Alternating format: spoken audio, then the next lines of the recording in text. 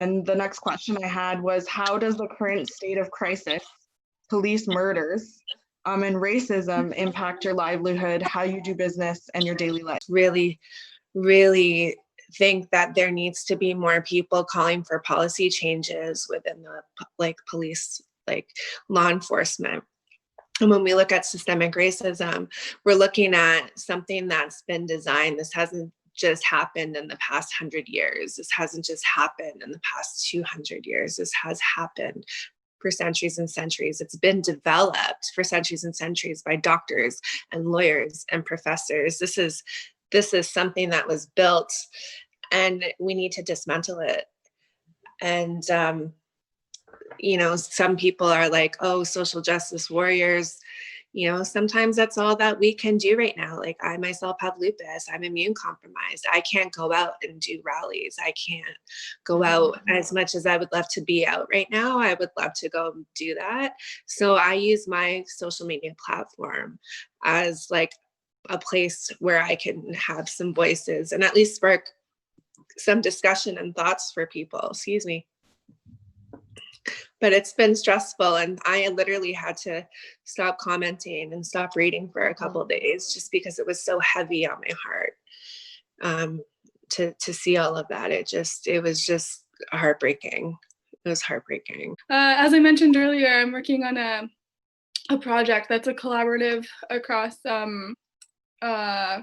parts of Canada, but mostly concentrated in Ontario. And there's this massive tension in some of the conversations that we have. Whereas, social entrepreneurship is really rooted in capitalism. And as much as we want to say that it's like an alternative to the mainstream, it's still at the bottom, at the very core of things about making a livelihood. So that's kind of what propels the conversations. But when you go into those kinds of meetings after, hearing about another Indigenous person killed by the police, and that's what you're thinking about, and you're not wanting to think about outcomes and stuff like that.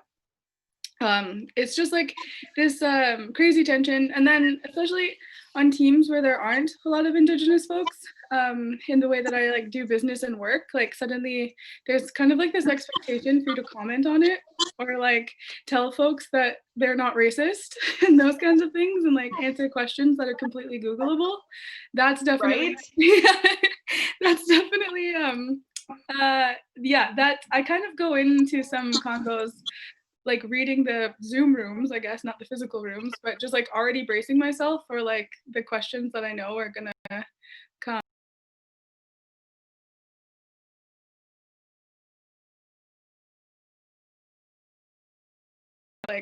There's a added level of, I think, anxiety that hasn't existed before, because whenever the conversation of police comes up, it's so polarizing.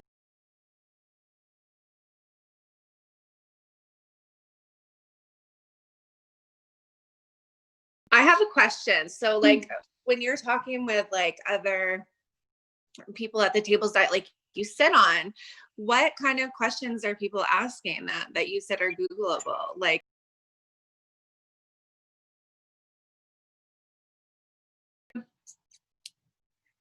What does systemic racism even look like? Or why didn't they just follow the commands of the officers and that kind of stuff? Always is You mean white fragility? Yeah, exactly. Yeah, exactly. I was about to say that, and I wasn't sure if I should, but it is white fragility, and I think it's almost like an ignorance that's just embedded in is white people, and because they've never ever had to have an indicator. As us as people of color, we have an indicator. So in books and in movies, it's the Asian firefighter and it's the African American dancer, but you never hear it's the white writer.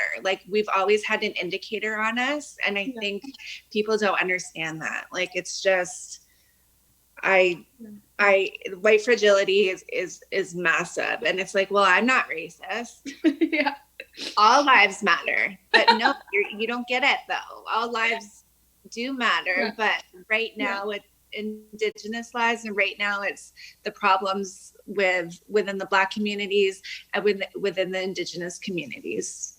My dad got out of jail last year after being there for pretty much most of my life.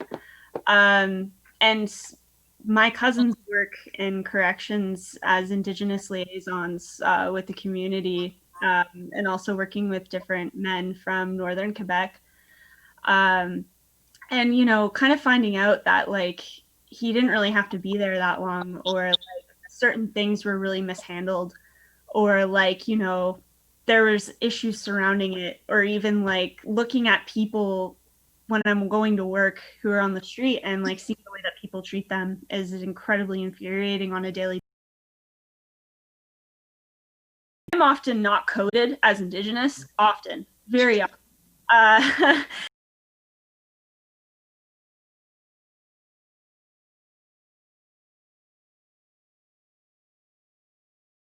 So I get a lot of the back talk of like when somebody makes a comment about something being racist in a lineup, someone will turn around to me and be like, oh, here we go.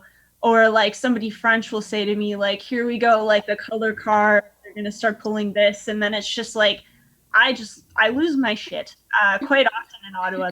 People ripping down Black Lives Matter posters, walks from me in the Glee, very white, very rich neighborhood. And, you know, it's just this dissidence of people who care and then people who don't. It pisses me off because I come from both sides and I kind of see like the attitudes of a lot of people in that community. And